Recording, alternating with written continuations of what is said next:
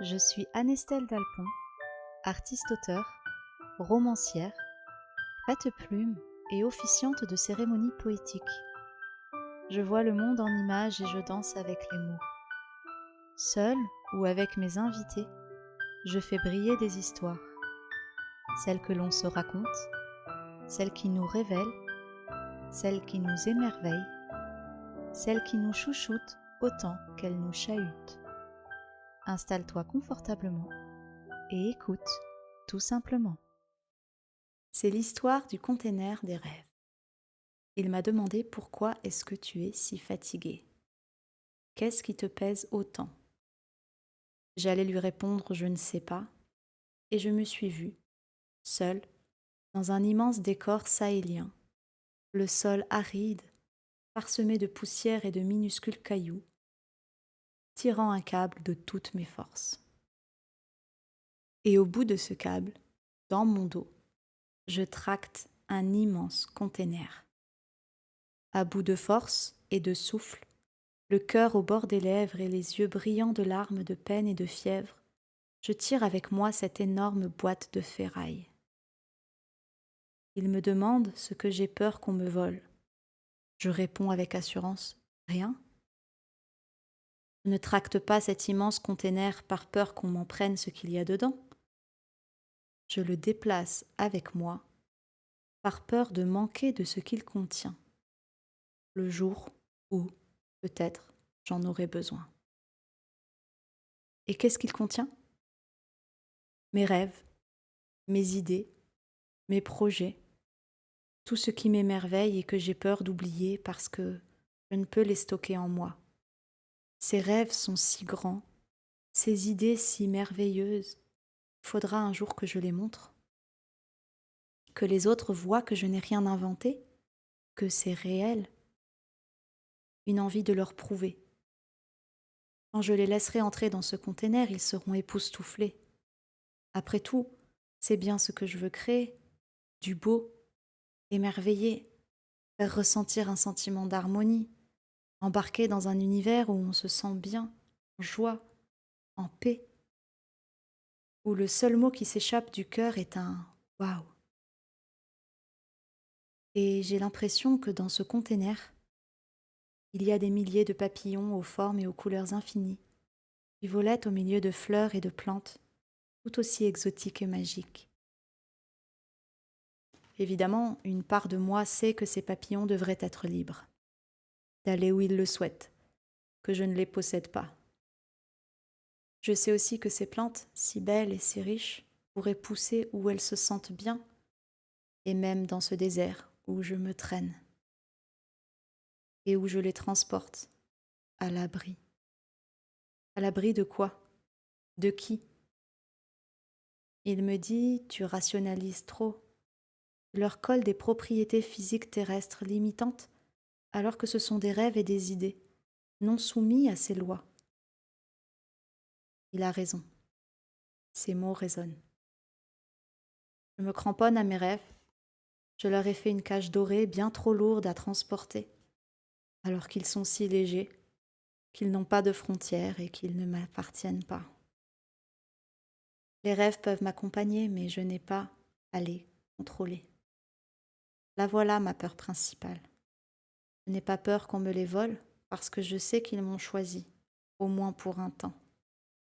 En revanche, j'ai la trouille de les oublier, de passer à côté sans les reconnaître, quand ils prennent une allure différente. Et surtout, j'ai la trouille qu'ils ne soient pas à proximité au moment où j'en aurai besoin. Je me souviens de ma vie sans eux, de mon quotidien morne et insipide et vide. Je me souviens aussi que j'étais trop épuisée pour les laisser s'approcher. Je me débattais à survivre. Ils étaient trop éloignés. Et maintenant, j'en ai plein. J'en suis tellement reconnaissante et fière. Mais je m'épuise à les garder sous contrôle. Il me dit, regarde les choses sous un autre angle. Ces questions m'ont déjà ouvert d'autres perspectives. Je veux avancer avec légèreté, je veux danser sur mon chemin, je veux être libre et que mes rêves et mes idées le soient aussi. Je veux moi aussi m'émerveiller, Non pas à garder l'émerveillement dans une boîte, aussi géante soit-elle, mais tournoyer au milieu. Je veux que les plantes et les papillons magiques se répandent à leur guise sans aucune limite. On dit qu'au lieu d'attraper des papillons et de leur courir après, il vaut mieux s'occuper de son jardin, que les papillons viendront d'eux-mêmes.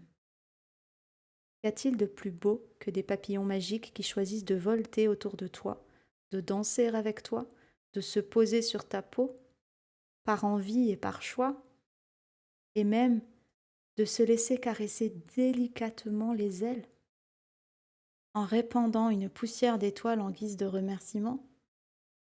C'est 1 million de fois plus merveilleux qu'un container. Il me dit de lâcher prise, alors je lâche le câble du container.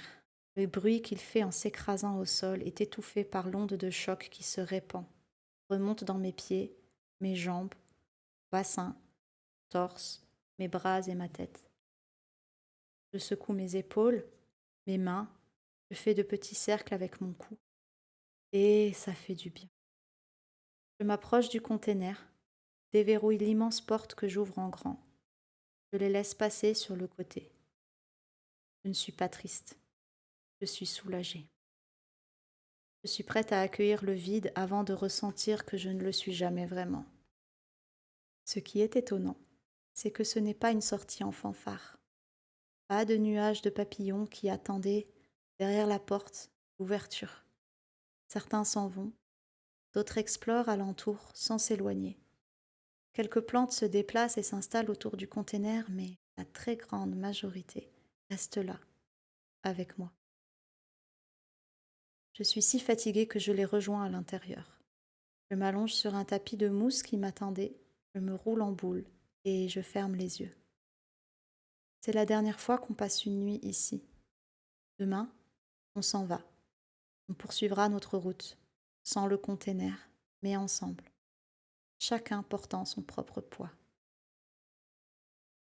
J'entends un grand fracas. Le container vient de se disloquer. Les plantes ont poussé le toit et les murs. L'air circule de partout et au-dessus de ma tête, le ciel désormais noir étincelle de myriades d'étoiles. Il se déplace, ou peut-être est-ce les ailes d'autres papillons qui volent dans la nuit. Mon vœu est que cette histoire t'ait parlé et trouvé un écho à ta propre histoire, t'ait émerveillé, t'ait ouvert une autre possibilité. Peut-être que toi aussi tu as un container à ouvrir.